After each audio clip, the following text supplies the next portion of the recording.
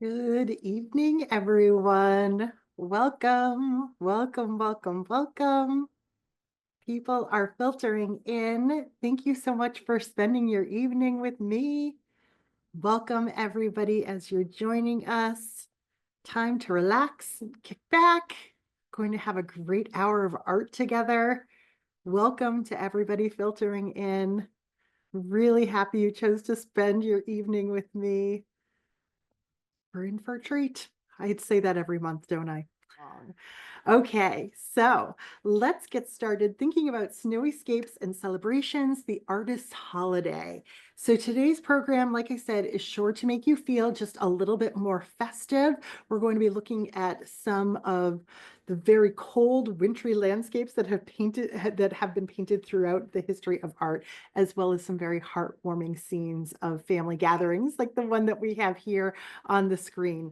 And just to set the stage for us tonight, we will be getting back to this Norman Rockwell that we have up here. It's one of my favorites, but I wanted to share these two images. These are by an artist named Ed Wheeler, who over the past few years just started dressing up as Santa and photoshopping himself into these famous paintings. Here he is decorating the cypress tree in Van Gogh's Starry Night, and then adding a few Christmas lights over here to Monet's Japanese Bridge.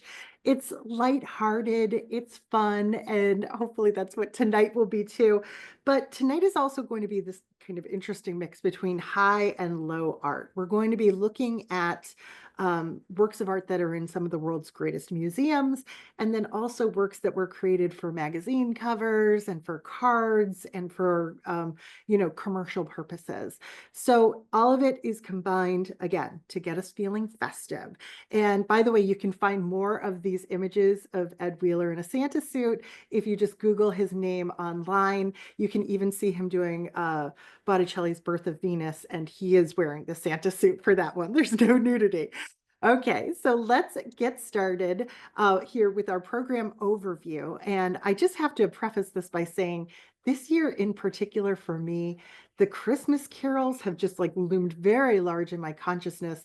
And there's something about those songs that help to shape the way I think the holiday season is supposed to look. So as I was thinking about the different sections tonight, everything turned into a song. So we're going to be thinking about winter landscapes, the history of them in art. It's walking through a winter wonderland. When I think of the Wyeth family of artists, I think of these like quiet scenes. We're going to do Silent Night. Norman Rockwell obviously can keep things merry and bright for us, and nobody paints a sleigh dashing through the snow like Grandma Moses. We'll round things out with a couple of examples of 20th century holiday Christmas cards, which I think is really interesting. It's fascinating to see what they would give their friends and loved ones, and then also cards that they produced for commercial purposes too. And then, of course, any holiday program has to end with a Happy New Year. So let's get started with walking in a winter wonderland.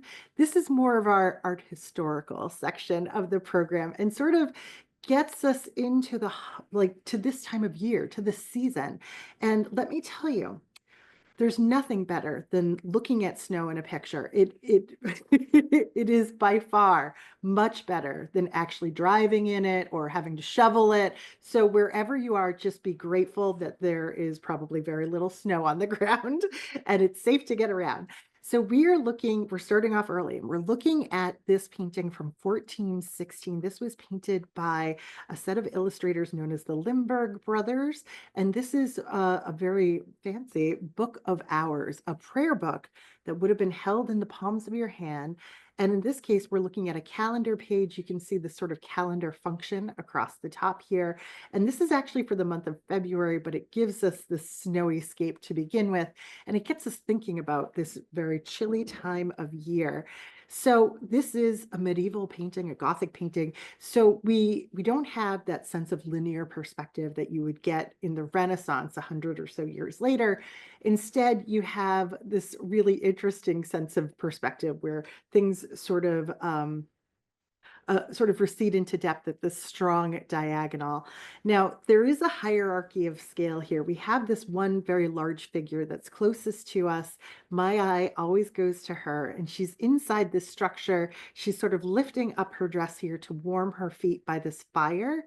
And you can see a little bit of smoke coming out of the chimney up here. So there's a sense of coziness that does bring you into the scene.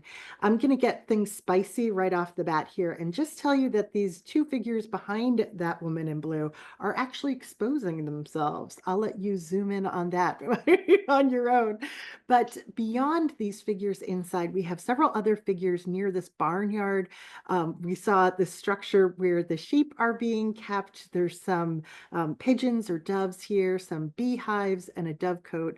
We have this figure on the opposite side in a pink tunic who's really kind of shielding themselves from the cold. Another figure up here keeping himself warm by chopping down some firewood. And then a final figure at the top of the composition who is driving this donkey into the distant town. So overall, it's this wonderful composition that kind of moves our eye around in this nice little arch. And you can sort of sweep across the bottom to the other side too. In many ways, it's echoing that calendar arch that we see along the top there too. But it gives us this little slice of peasant life in the 1400s that's just so remarkable to me. And to think of what an intimate experience it would have been to hold a little picture like this in your hands. Now we're going to contrast that with this next image, possibly the most famous painted image of snow ever. This is Peter Bruegel the Elder's Hunters in the Snow from 1565. This is a massive work. It's monumental. It's about 5 feet across and 4 feet tall. So this isn't about that intimacy. This is a grand sweeping view here. And we have our eponymous hunters right over here on the left. They're coming back from the hunt with this big pack of dogs, and everybody looks dejected. All they got was this one rabbit. But if you have really good eyes, you might be able to see that there are rabbit tracks just right in front of them, sort of adding insult to injury here, right? The one that just got away. So Bruegel creates this sort of pattern, this repetition of these trees coming down the hill here. And our eye sort of moves down that hill, maybe down to this frozen pond. We can see one figure pulling another figure on a sled. There's that great frozen water wheel too. And then you can sort of move underneath these arches over to where everybody is outdoors playing and skating around, young and old, big and small. It looks like there's a lot of fun to be had there.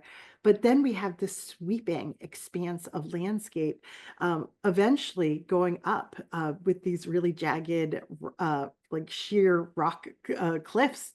Bruegel was a Northern European artist, but apparently he did see the Alps at some point in his life, and he sort of carried them back and inserted them into his paintings when it served him well.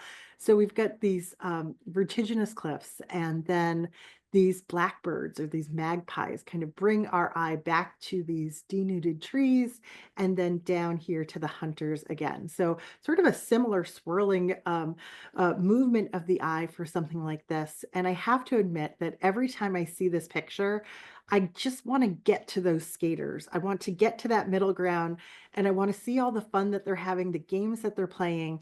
And lucky for us, we can kind of do that. This next picture gets us right on the ice. Painted many years later. This is 1795. The artist here is Henry Raeburn, and the name of the painting is The Skating Minister. This has become sort of an icon for the country of Scotland. It was a work that was passed down through private hands for many years, and then right around mid 20th century, it entered into the collection of the National Gallery, and people have just loved it ever since. Now, in terms of a painted wintry landscape, this is done pretty loosely, right? It's open to suggestion here. This is a sort of gray, kind of pink lavender, loosely painted background, just a vague suggestion of landscape. And then even this bluish ice gets a little bit more crisp and clear as it gets closer to us. We can even see the way ice skates have etched into this ice already. But contrast that to the way that the skater himself has been painted. There's this crispness and clarity, not only to his face, but to his costume. We can see his entirely black wardrobe here. We can see like the knickers and the stockings. We can even see the the bow on his skates here. And so we have loosely painted background, crisply painted figure here. And then there's another big contrast, a delightful contrast with this particular painting, because there's a somberness, a seriousness to this figure. I mean, he is wearing all black. It's not like he's smiling. He's a minister after all. But you contrast that to his body and what he's actually doing here, because there's this sense of freedom and fun in his posture and position here. There's a sense of almost like childlike abandon. This is a man who is communing with this frosty landscape and having a great time at it. I keep telling people I was just in Scapes at the beginning of the month for the first time in like 25 years. And let me tell you, it's hard. It was not fun. I did not have I wasn't kicking out my legs behind me like this. So this minister is really he's in his element and he is so very much enjoying it.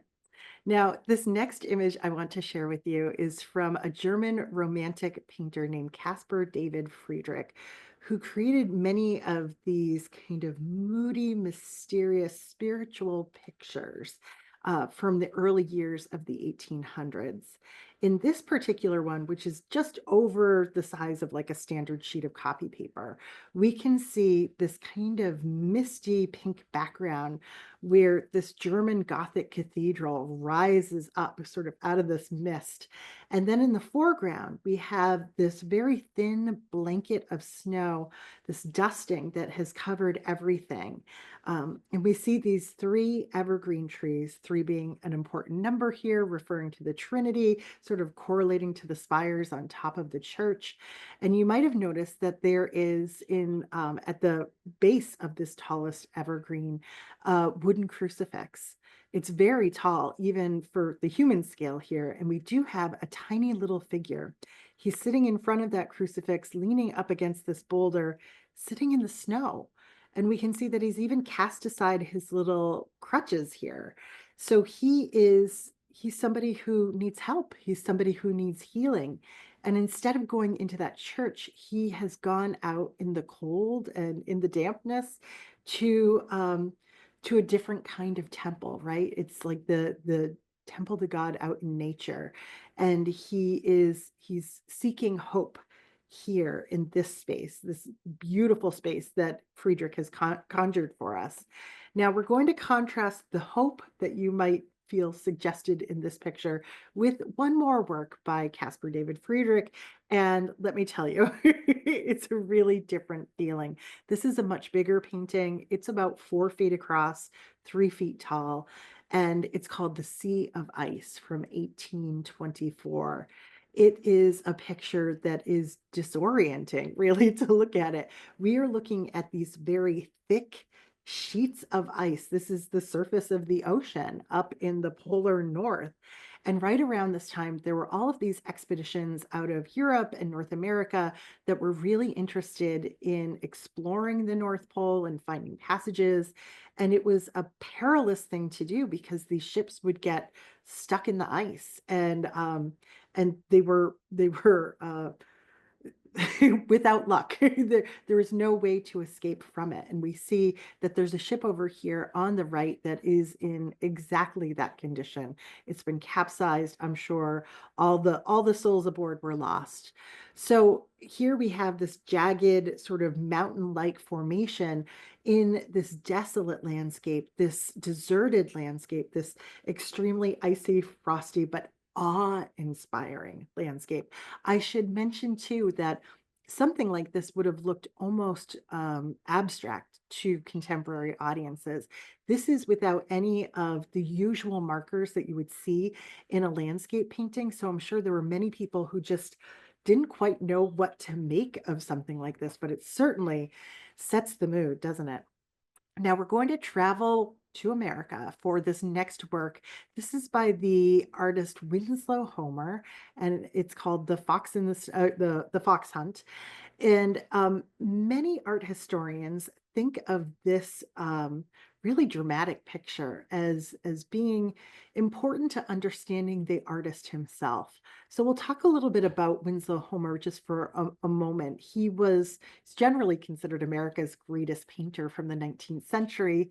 He really made a name for himself during the Civil War, traveling down south afterwards and painting Reconstruction. And then shortly after that, just before he turned 50 years old, he decided to kind of turn his back on society and moved to Scarborough, Maine, and just set himself up with a studio that faced the ocean. And he made that his primary subject from that point forward, with really very little interest in socializing beyond that. So here we have this fox in the snow, right there on the Maine coast, just like the artist himself. We can see that this fox is probably desperately hungry. There's not much to eat here, and there's very few places for him to escape to because, of course, he is being well, hounded and sort of followed, pursued by this group of crows or blackbirds. I believe they're referred to it as like a murder of crows, right? And so we just see this striking figure of the fox kind of darting across the snow here and kind of simultaneously sinking into it. So, art historians, based on what we know about Winslow Homer, is that he shared a lot of qualities with a fox. He was sort of elegant, he was small, he was shrewd, he was dapper, he was inquisitive, and just like a fox in a Maine winter, I mean, he had to figure out how he, as an artist, was going to survive. There's a sense of adaptability with a fox that I think he might have really admired. Now, there's one last important element here. It's the way Homer signed this picture. We can see his signature at the bottom, and he has painted his own name sinking into the snow, just like the figure of that fox is sinking into the snow. And what's more, the end of that letter R sort of has this flourish on it. It sort of looks like the fox's tail, doesn't it? So there's a lot that he's doing here to kind of align himself with this animal in this desperate situation. Now, I have just two last pictures for you about snowy landscapes before we start turning our attention to the more commercial works. And now we're in the 20th century, and we're looking at a fairly early work by the abstract painter Vasily Kandinsky. This is before he goes fully non objective. And here he's thinking about how to paint a landscape blanketed in snow without just relying on pure white. He's come up with a great innovation here. He's like faceted the light and refracted it through each individual snowflake almost. So he gives us all of these wild colors. There's purples and lavenders and blues and greens and yellows here in the snow. It almost feels like a disco ball. There's so much like beautiful energy and vitality to this picture. And at the same time, it still gives the illusion of being an actual landscape blanketed in snow, maybe with like the sun just setting behind these mountains here. The colors are gorgeous. And he's given us this great innovation. Now, the last picture I'm going to share with you from this section is a familiar artist, Maxfield Parrish, who was an illustrator and one of the most successful illustrators of the 20th century. We know that in the final decades of his career, he preferred to really just paint the New Hampshire landscape. So that's what he's given us here in a 1949 painting called Christmas Morning. And in this picture, just take a look at how he's painted this hill of snow here in the foreground. He's basically bathed it in this amethyst light, or maybe it's shadow. What we see here is these rocks, this massive tree here. Everything has this sort of lovely lavender tinge on it. It's really just beautiful. So we are kind of forced to think about how we get across this landscape in order to get to this yellow house in the distance. We can see that there are lights on and a little bit of smoke coming out of the chimney. That's our destination. That's where we want to be on Christmas morning. And Parrish sort of sets up this little obstacle course for us to get there. The colors are just gorgeous, though, aren't they? So with that, we'll turn our attention to illustrators now. Maxfield Parrish is a good segue that way. So let's turn our attention fully to the Wyeth family of artists, the section that I call here Silent Night. Now, it is the patriarch of this family who is really the illustrator here. So he's our good segue, and we see him here in a self-portrait from 1918, sort of smiling out at us. He's actually wearing a knitted stocking cap that his grandmother had made for him, and this kind of plaid scarf around his neck. And he's sitting in front of a blank canvas, which I think is an interesting choice on the part of the artist. I think in this case, he's kind of using it to suggest a wintry landscape, right? There's a blizzard behind him. He's ready for Christmas.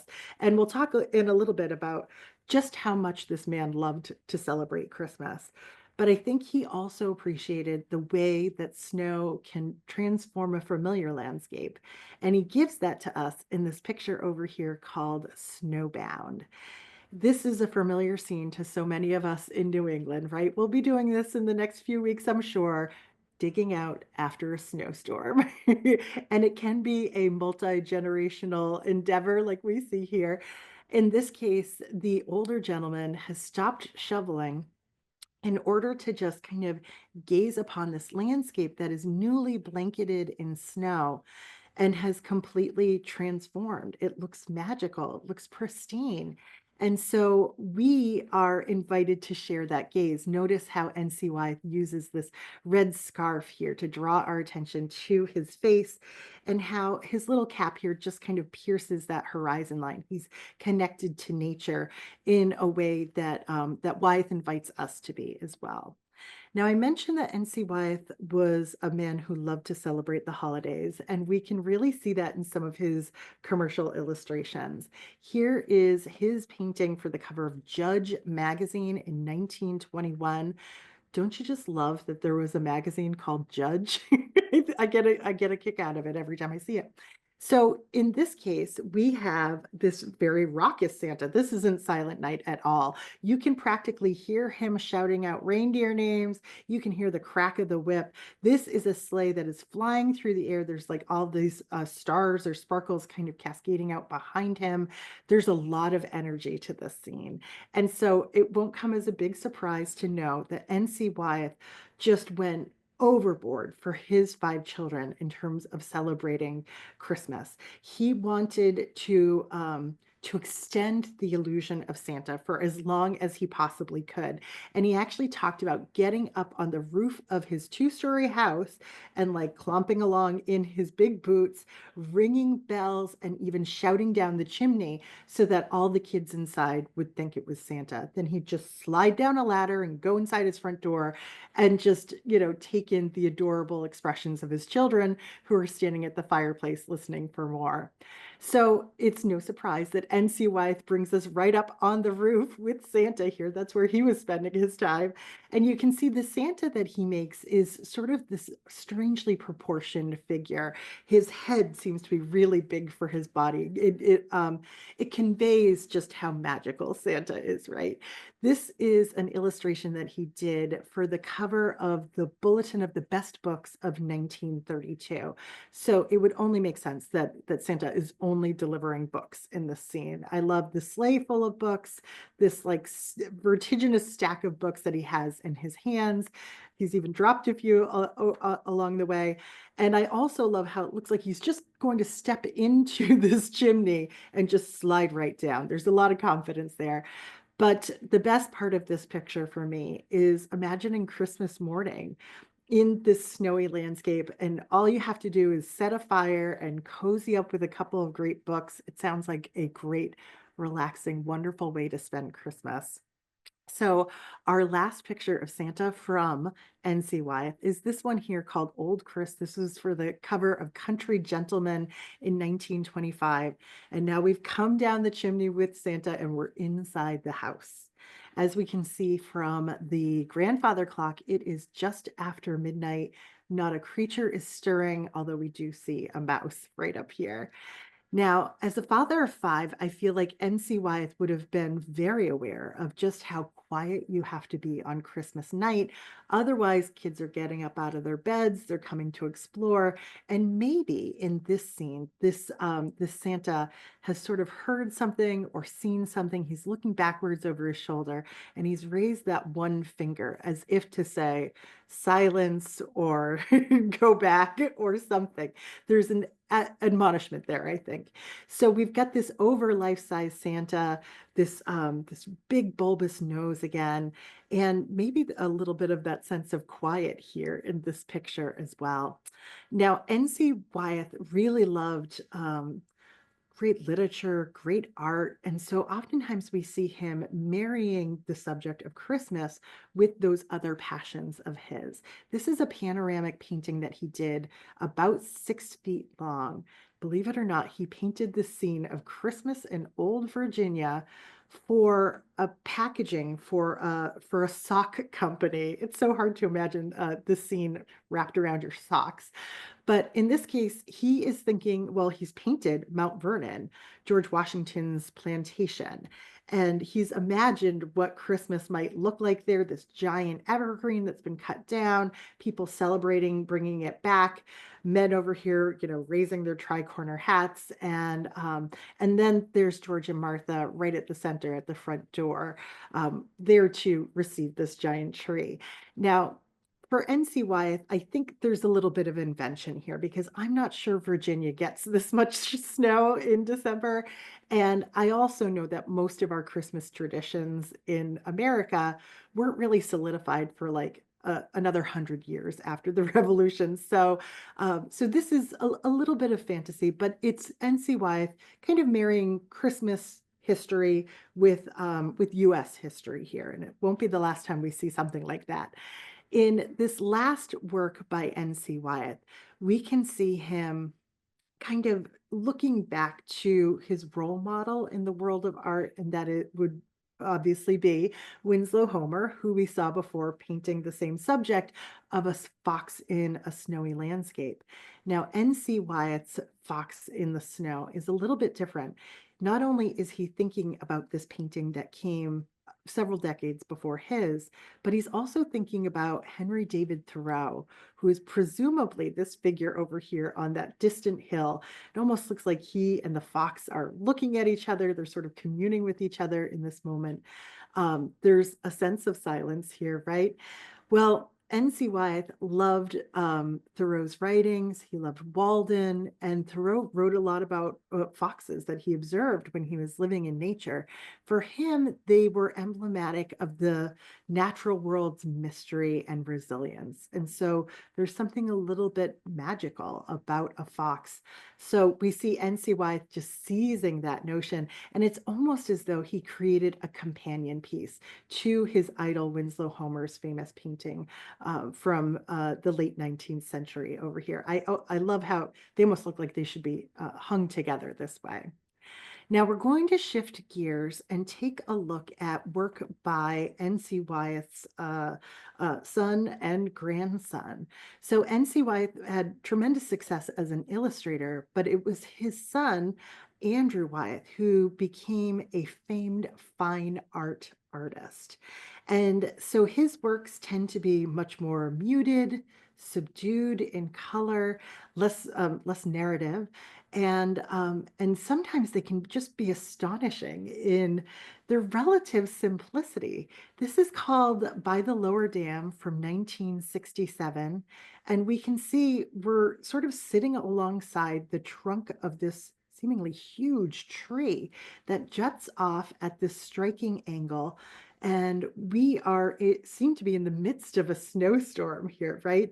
There is something a little bit awe-inspiring, maybe even a little bit terrifying about this scene. it kind of reminded me of the Sea of Ice and the Caspar David Friedrich, like we saw before, even with that really restrained color palette there. Now, with this kind of virtuoso brushstroke, he's able to suggest things like the bark on the tree just so effectively. Now, Andrew Wyeth, for the most part, really does love these kind of muted tones, these somber compositions. And he oftentimes painted his own property, his neighbor's property, and his neighbors. In this case, we are looking at Andrew Wyeth's property, and we can see it just looks so grim, doesn't it? And really the world can look like a lot like this in the final weeks of the year, but we see like all these bare branches, everything just looks brown. But we also see this absolutely gorgeous, kind of dazzlingly bright Christmas tree. Now, this is a dry brush watercolor that we're looking at here, and I don't know how he did it, but this tree looks like it is actually illuminated. Apparently, he would put like a zillion lights on his Christmas tree. We can even see a little bit of the reflection here in the water below. This is called The Last Light from 1988. And in this case, he's referring to the brevity of the day, really the shortness of the day at this time of year, but also the brevity of the holiday season. This could be the last time he lights up this tree. The tree on the pole was actually something in Andrew Wyatt's yard. Here is a picture of his property and his Christmas tree on top of a pole. Here's a photograph of the artist from later on in life. And we can see him standing in front of a Christmas tree. There's something about these big brass buttons on his coat in this kind of inverted V shape that just kind of complements that Christmas tree so well. This photograph was taken by his granddaughter, Virginia, and she called it My Christmas Elf because he was, after all, N.C. Wyeth's son, and he loved to celebrate Christmas just as much as his father did. His traditions were just a little bit different, I think, and he kind of leaned into the mischief part of it, as we'll see. So here is another painting by Andrew Wyeth featuring the Christmas tree on top of a pole. I haven't mentioned yet why the Christmas tree on top of the pole. Well, maybe the best we can kind of come up with in terms of an explanation for that is that many of his neighbors were of German descent, and there might have been some sort of German tradition that was like this. That's the best we can come up with.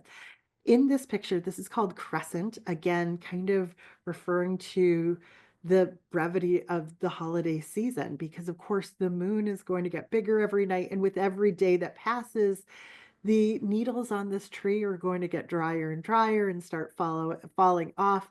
And then the holidays are over. So there's this reference to the passage of time here, but this is such a striking composition. It's almost as though it's like cut in half along this strong diagonal. And we see this snowy landscape and almost abstract renderings of the natural world, these tall grasses, these bare branches. It just seems very loosely painted. And then this incredible detail in terms of like the grain of the wood of this shed-like structure here in the foreground. It's amazing to me. Even the way he's painted these woven baskets here. It's beautiful. Now, we can also see maybe a little bit of an association with that crescent moon and all the handles on the baskets up above.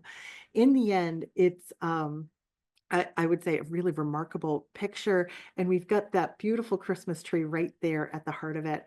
I have just one last Christmas tree for you from Andrew Wyeth. And he thought of this picture as sort of his magnum opus. This is called Snow Hill from 1989. And if you're an Andrew Wyeth fan, you might even recognize a few of these figures. Well, if you're an Andrew Wyeth fan, you probably know who they all are. But these are figures that were familiar in the world of the Wyeths because these were his neighbors. These were his most frequent models. And so this painting of his most frequent models dancing around this maypole with a Christmas tree on top of it. What is this about? Well, in his 70s, Andrew Wyeth imagined that he would be dying soon. And he also imagined that his models would be celebrating that. Apparently, it was very taxing, both physically and psychologically, to pose for Andrew Wyeth. So here they are having a great big party at his demise.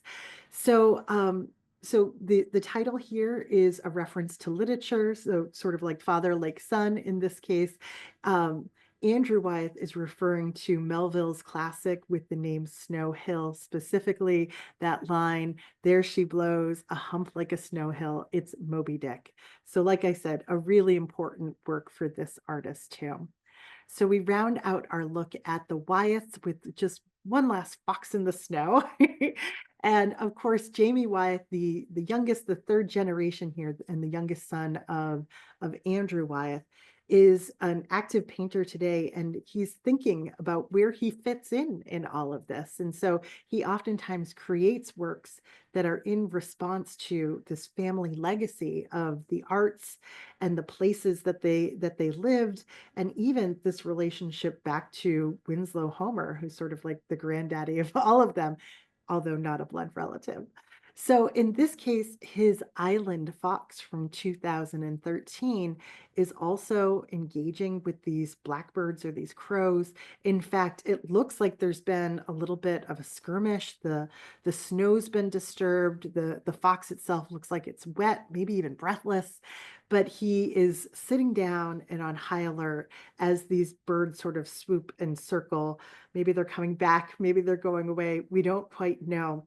But once again, we have a Wyeth artist who is exploring this notion of the resilience and the mystery of these foxes and how they survive in these very cold New England landscapes. So I lied. That's not our last Wyeth. This is our last Wyeth. It's our Jamie Wyeth painting called Catching Snowflakes from 2004. This is a portrait of his wife, Phyllis. I think it's sort of Phyllis as a young woman, because I think when she was younger, she used crutches like this. And here she is wearing this fantastic hat with the flower in it and the scarf and the winter coat. We can tell it's already cold. It's wintertime, but it hasn't snowed enough for any snow to accumulate. And it reminds us of just how fun and how beautiful it is to see those first few flakes, and and how great it is to kind of let go and be childlike and try to catch one of them. My challenge for you this winter season is to do just that, and you will feel like a kid again. It will bring a smile to your face, and so will Norman Rockwell. That's what he's there for. And if Norman Rockwell doesn't, certainly the Santa that he painted will. Now, Norman Rockwell sort of needs no introduction. He had this 47-year-long career with the Saturday Evening Post, painted more than 320 covers for them. About 30 of them were Christmas covers. And in addition to that, he was painting calendars and cards and advertisements. That's what this is, an advertisement for Kellogg's. And so we just see Santa up close and personal, directly engaging us. Now you're in the privacy of your own home. I challenge you to take on this facial expression. Open your mouth, smile broadly, lift up your eyebrows while you're doing it. And it is such a sweet, joyful pose. Like you can't help but feel like you're having fun. Now, N.C. Wyeth gave us these kind of quiet Santas sneaking around, delivering presents. Norman Rockwell gives us a Santa that just simply delivers joy. It's not even about the presents, it's just about the fun. And so that is what he's so good at conveying in so many of his winter and Christmas scenes. We have the ice skating grandpa here who is kicking back that foot with the skate on it, literally skating in circles around this frozen pond. His grandson here and the dog have paused to watch him, and the look on his face is sort of like that expression of like, I still got it. And I'm impressed because, like I said, it's not easy. You're probably already thinking of that skating minister that we saw before. Well, Norman Rockwell's made him quite a lot more jovial, right? He doesn't have any of the seriousness of the minister. It is all fun. And just in terms of the way the dates work, I think Norman Rockwell came up with this figure before he had even seen the skating minister, which is kind of interesting to me. So, Rockwell loved the contrast of old and young. And here we have the Jolly Postman from right around mid-century. This was a Hallmark card. And we can see the mailman here wearing this kind of dull gray uniform. And maybe the work is a little bit dull too, but it's certainly enlivened by the holiday season. We can see that he's delivering all these cards, all of these festively wrapped packages, and there's all of this like red and green that's like punches up this picture and moves your eye around and makes it so fun. Notice how broadly these children are smiling. It's almost like a caricature in some cases, but you can tell our mailman here really enjoys his newfound rock star status here amongst the kids. He's getting a kick out of it. And we can see that Rockwell is really leaning into just keeping the setting, the background pure white.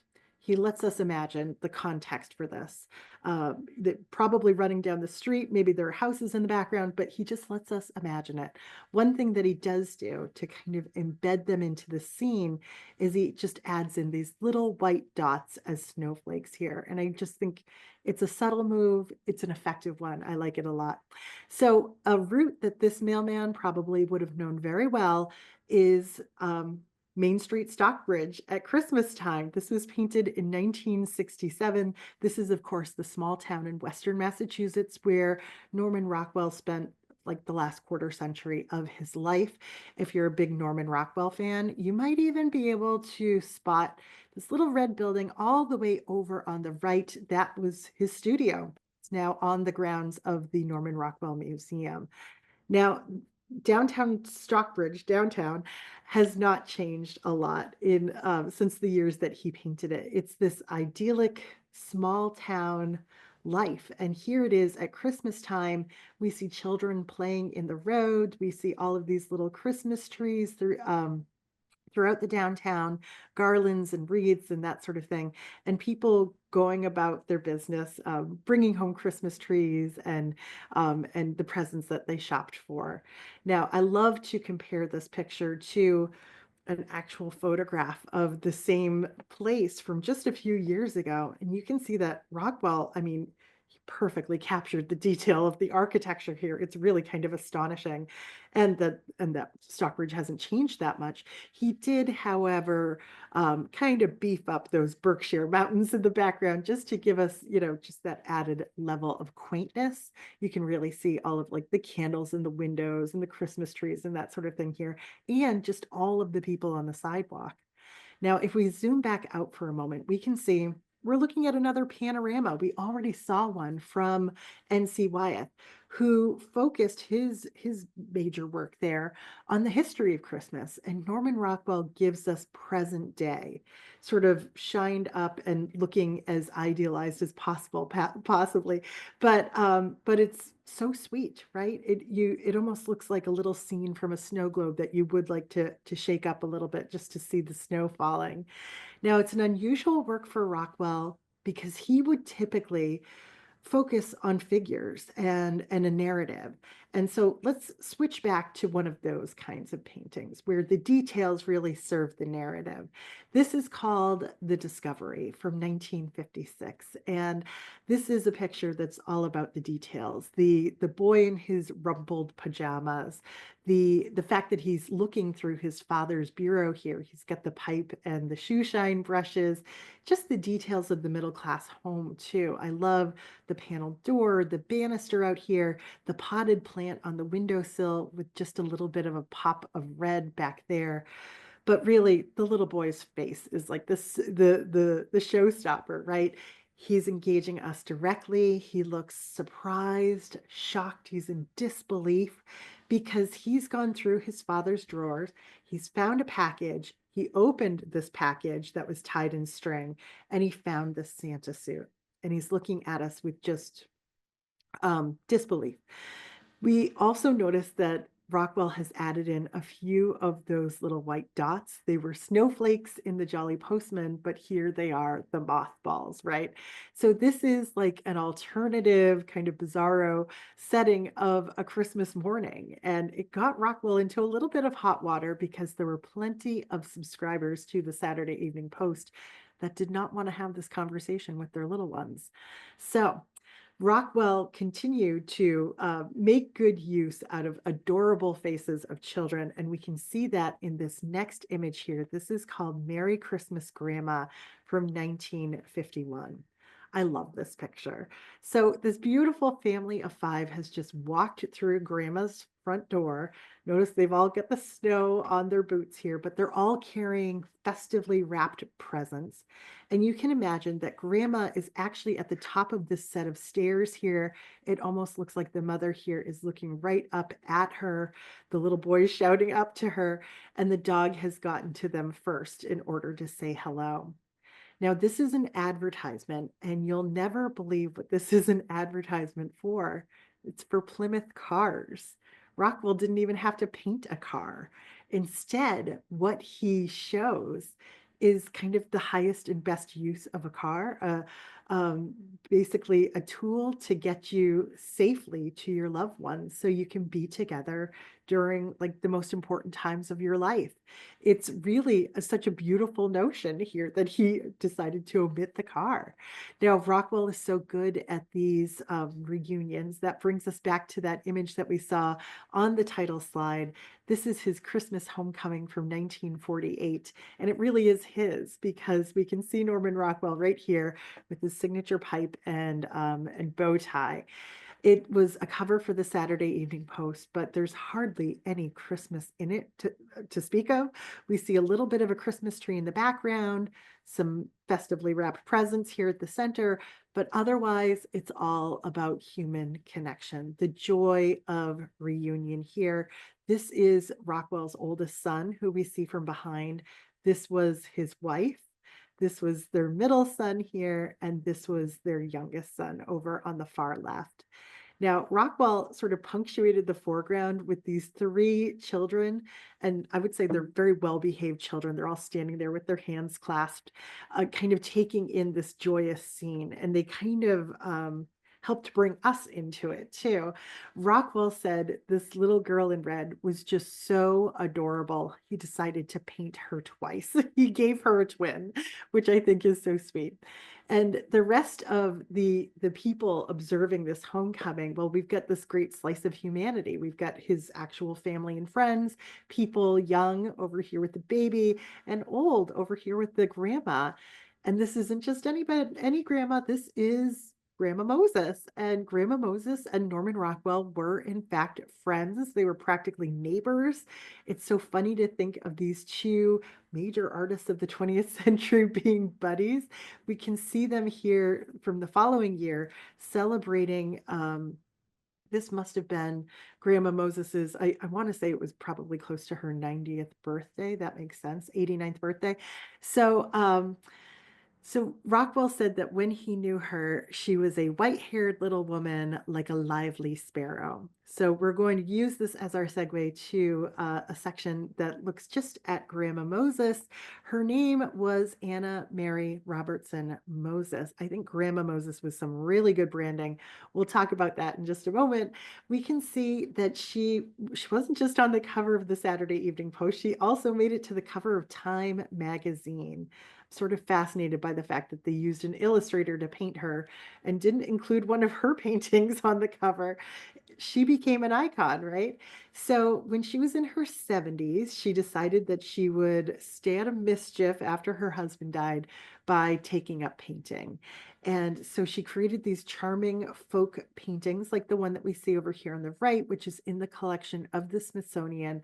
It's a great little instructive painting about Grandma Moses, because if we zoom in here, she is actually in the car and she is heading to New York City to see her work in her first official exhibition. So it's a fairly early painting for her. Now, Grandma Moses, it's just fascinating to think about why she became such a phenomenon, because there were so many cards and calendars and puzzles of her work. People really gravitated towards towards what she produced. Now, I think part of that might have to do with sort of where in the 20th century this fell. post World War II and at a time when avant-garde art was particularly challenging, you can imagine that there were all of these Americans who just thought, give me something wholesome, give me something familiar. And Grandma Moses, she painted her memories of working on farms as she was growing up. So that's what she delivered. And when I said there's good branding here, I think there was really good branding. During the Great Depression, this picture of Whistler's mother, James Abbott McNeill Whistler, um, this picture toured the US and people loved it. They really gravitated towards this idea of like a stalwart mother, maybe a little bit puritanical as well. And so we can see it was just about 5 years after it toured through the country that Grandma Moses picked up this brush and kind of became America's spunky grandma who could paint. And we can see her here very consciously creating a similar picture in photograph form. So let's take a look at her paintings. This is called The Checkered House. She painted it many times over her career. It would have been a landmark that was very close to where she lived, but not one that she could look at because the checkered house had burned down like 40 years before she even started painting. So this was just something that loomed large in her memory, and she goes back to it again and again. In this case, she paints it during winter, and we can see all of these little horse-drawn carriages. It's really hard to imagine that they're all running around and nobody is running into each other. But we also see these figures that kind of look like soldiers. The checkered house was used as a location for a revolutionary general. And so she kind of refers to that in her pictures. Notice too the kind of naive approach to perspective, especially with the way the checkered house is rendered. She uses that pattern to kind of flatten out the whole house. Even though we're seeing it at this angle here, the pattern and the windows are all presented frontally. So the scale, the perspective, it's all a little bit off, but it adds to the charm, right? Now, we already saw NC Wyeth use a little bit of Revolutionary era history to tie into Christmas, and we see Grandma Moses kind of similarly pulling from US history to add to her paintings as well. Now, some of her best paintings are scenes of people just out having fun in the winter season. And in this case, we have even more horse-drawn carriages, at least one, two, three, maybe four, maybe there's a fifth up here. It's hard to, maybe a sixth over here. They just keep popping out of the woodwork. But this is another scene that's sort of densely populated with figures in the lower section here. You can tell that's sort of where she starts. And we have children playing. They're building a snowman. They're playing games over here on the right, a decorated house over on the left. And then in the middle ground, this frozen pond with skaters on it. And then this beautiful sort of snow-covered hill and a church that looks like it's completely snowed in.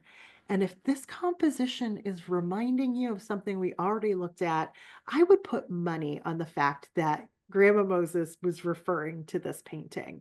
Um, by all accounts, she wasn't studying art history as she was painting, but something tells me she might have seen this, particularly with the frozen lake over here and how similarly it's placed in the composition to Bruegel. Now, I also sort of think that she might have chosen to cover this church in snow to maybe refer to the Alps that we see up above. This painting is called White Christmas. It was actually purchased by Irving Berlin, who was the writer of the song White Christmas. He had written it about a decade earlier. Now, Grandma Moses is so tied into so many aspects of American culture. This is her illustrated version of Clement Moore's The Night Before Christmas. Might be familiar to a lot of you because Captain Kangaroo apparently read this version of the text on his TV program for like years. So I think somehow I've like internalized these images too, and I don't think I've ever seen Captain Kangaroo. Now, at first, Grandma Moses resisted this commission because she said all of her paintings are about her memories. She didn't want to paint anything that was like fantasy. But in the end, she'd like memorized the poem. She was ready to do it. She was at the ripe old age of 100 and she illustrated this book with all of these little charming elements and Santa just going right down the chimney there. So, in the time that we have left, yikes, just a moment or two, I wanted to share with you just a couple of examples of artist Christmas cards. And here we're starting off with Andrew Wyeth. We can see he is like a little mischievous elf. Can you imagine just getting an original work of art from an artist friend of yours? So he gives us elves, hanging from the boughs of branches, climbing down this ladder here from this lantern, and then the familiar crescent moon up there. So he was a Christmas elf. It makes sense that he would paint the same thing. Even Pablo Picasso made some Christmas cards. This is from 1959, and he created his Père Noël, several versions of him. And his Santa doesn't really, well, his Santa looks a little bit more like a clown than a Santa. Big red nose, not quite really a stocking cap. And I just love these very confident black lines that he uses to describe like the hair and the beard. And then even those wild eyebrows kind of reminded me a little bit of Rockwell's Santa. And I'm sure Picasso would have never admitted being influenced by Norman Rockwell, but I'm just putting it out there. He might have been. We also have the chance to peek at these Christmas cards designed by Andy Warhol. He was commissioned to make these by Tiffany and Company. These are kind of delicate, they're sweet, they're feminine. He's leaning more into the pinks than the reds. So we've got this lovely little Christmas tree, the baubles here, each one kind of uniquely patterned. And then this wreath that's not made up of evergreens, but of little green butterflies. There's just something so charming about that. Um, and maybe even a little influential because this next artist we're going to see also painted butterflies for Christmas, but Warhol did it first. Salvador Dali was actually commissioned by the greeting card company Hallmark to create a set of Christmas cards. I think it was right around 1948. And so here we are looking at one of them. He's created an absolutely enormous surrealist Christmas tree, way over life size. We've got these tiny figures here in the foreground, and it is composed out of butterfly and moths. Now, so this is what surrealism is really all about. It's like the illogical combination of objects. And in this case, it just kind of rubbed people the wrong way. The American public didn't really want surrealist Christmas cards, as it turned out. But I will show you one more. This is a strange one, too. This is a sort of a distorted looking Santa who is kind of embedded in the snow here with a tiny figure in the foreground looking on. And Santa is opening up these drawers that are part of his body, really. And inside is a rabbit and Dali's signature melting clocks. Now, the second I saw this, I knew Dali was ripping off Rockwell. All roads lead back to Rockwell, right? But in this case, Rockwell has this whole history of painting Santas and grandpas falling in the snow in a similar way. And I find it really hard to believe that Dali wasn't taking a note from him. So we'll wrap up this very quick look at artist Christmas cards with a personal Christmas card from Georgia O'Keeffe. This is a painting that she did when she was really kind of just starting off as an artist. This is Starlight Night from 1917. She went back and she used this image for her own personal Christmas cards in 1963. Now, Georgia O'Keeffe was not religious in the institutional sense, but she was very spiritual. And I think that this is such a spiritual image. It's deceptively simple. The suggestion of the stars in the night sky by just creating this kind of grid pattern here with the looseness and the bleeding brushstrokes in this watercolor. It's gorgeous and it reminds us of Silent Night, right? It's a great way to round things out. But I promised you a happy new year too. So we've had our Christmas time. We are thinking about the very end of the year now. And I have just one last image for you. Again, it's Norman Rockwell, and it's Happy New Year 1945 on the cover of the Saturday Evening Post. And at this point, the balls dropped. People have thrown their confetti, they've had their champagne, and they've gone home. The only person left is the waiter who has to contend with the mess. But I brought in this image because it's a good reminder to all of us that the holiday season is so short. And we only have like what, a week, maybe two left before we're all singing Old Lang Syne. And we put away the cookies and the decorations and the carols for another year. So it's short. Enjoy it. Happy holidays, everyone. I will end there for now, and I welcome any questions or comments that you have about the works that we looked at. And my goodness, what an arts loving community here, because you already have way more questions than any other group I have shown this to. So I'm going to start off with the Q&A here. Somebody asked, will the recording be sent? I believe so. The webinar was set up by the Chelmsford Public Library. So if for some reason you don't get the recording within 24 hours, I would follow up with Chelmsford. And let's see here. Karen says, are the paintings named by the artists? Great question, Karen. Generally speaking, I think in the world of fine art, they are. I'm not sure about the commercial art. Maybe as I'm thinking about NCY. My hunch is there might have been some editorial considerations there for some of them too. So that's a really good question that, the titles are shaping the way we read them, and they might not have always been just named by the artist. Karen also asked, the disco ball painting, did the artist say it was supposed to be snow? Another great question, Karen. I'm going to go back to my notes on this one because I just wanted to double check the title of the painting. Let's see here.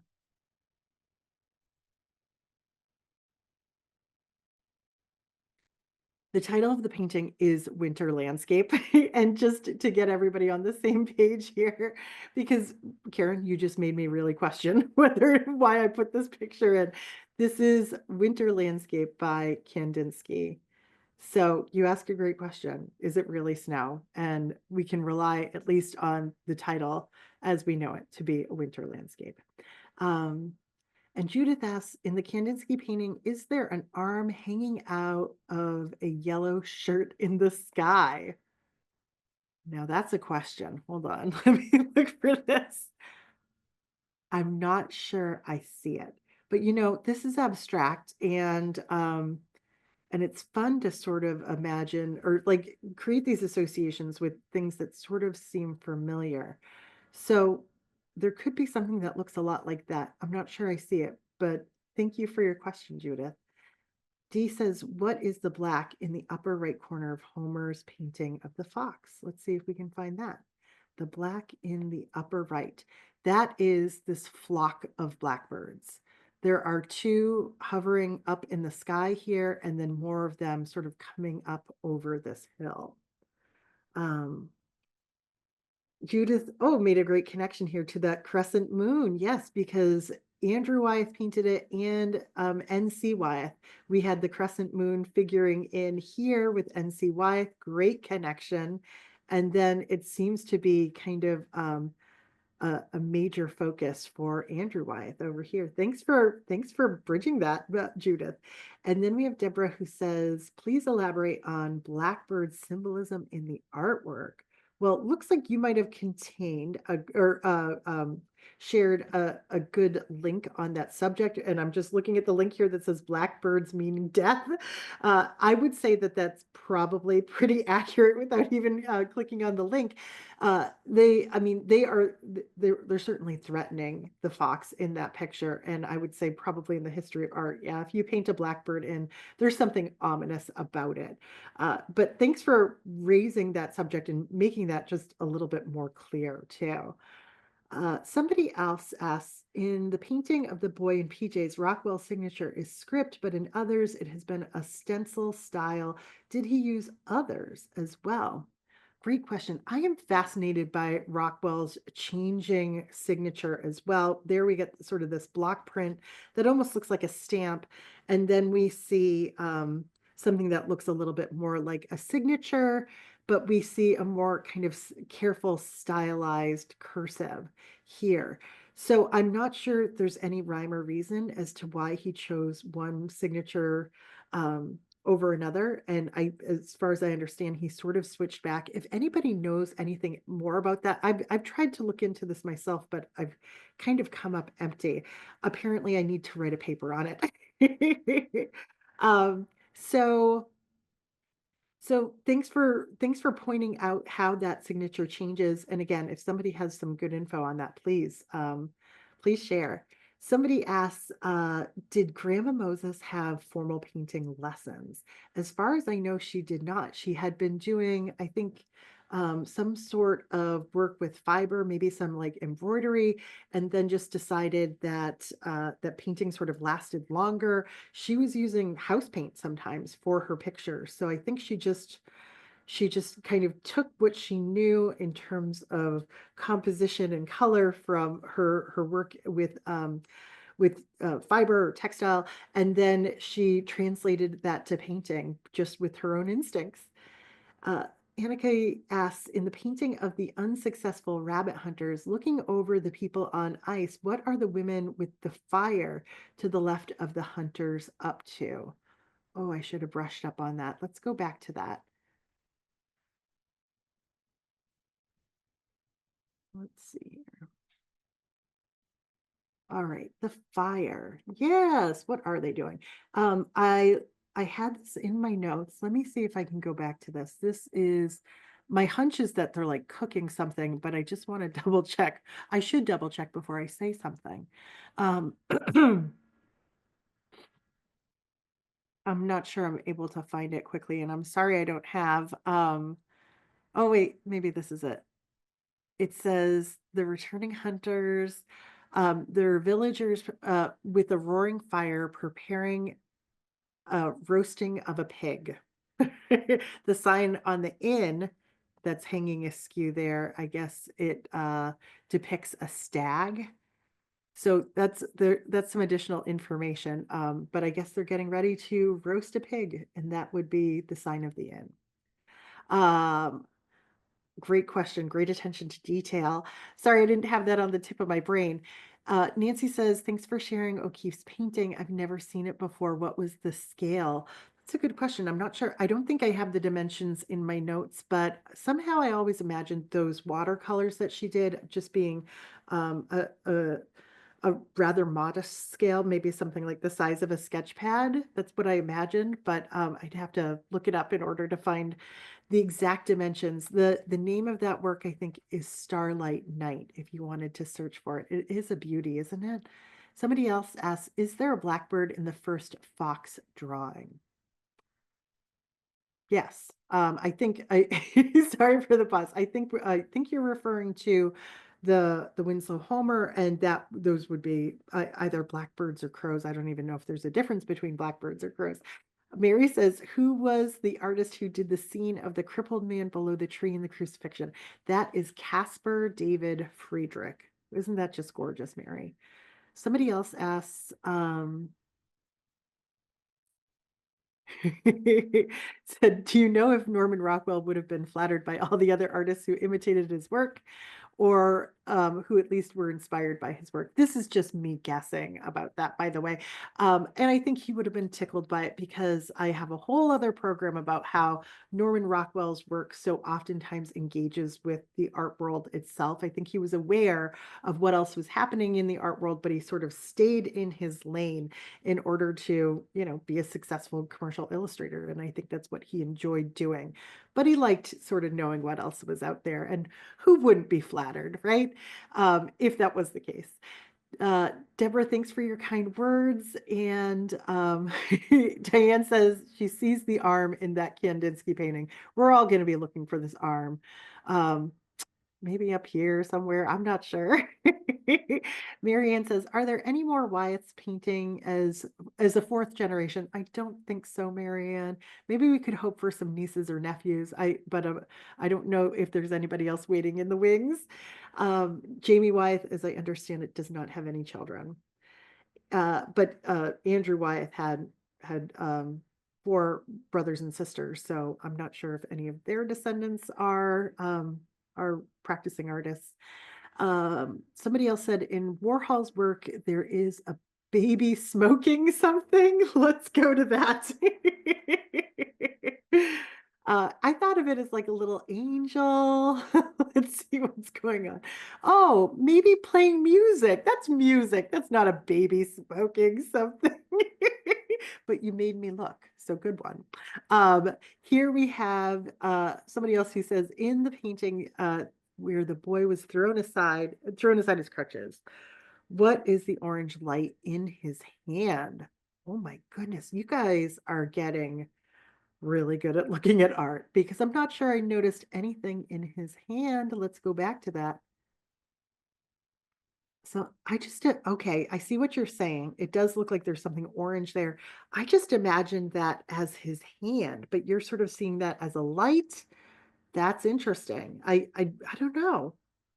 You could probably read it both ways, but it's interesting to think that it could be a light.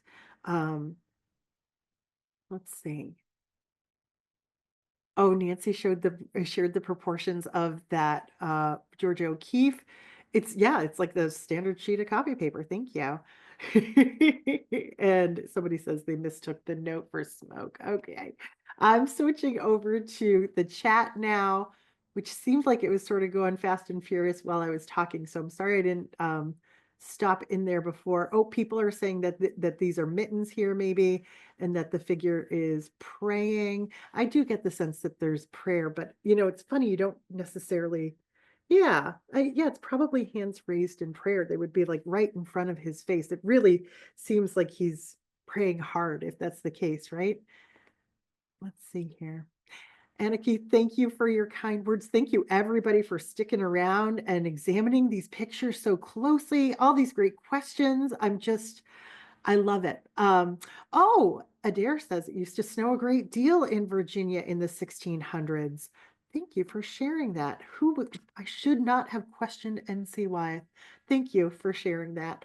Thank you for all the kind words that I'm seeing here. It is always such a pleasure to share these programs with you. This month was a little bit lighter, a little bit more festive. I hope you're all feeling a little bit more joyful for the holidays. Thank you again for spending your evening with me, and I look forward to seeing you next month on the 30th. If not sooner, you can always go to my website and find more links to more free programs like this one. Thank you, everybody. I am very grateful for all of you, and I wish you all a very happy holiday season. Take great care. Bye.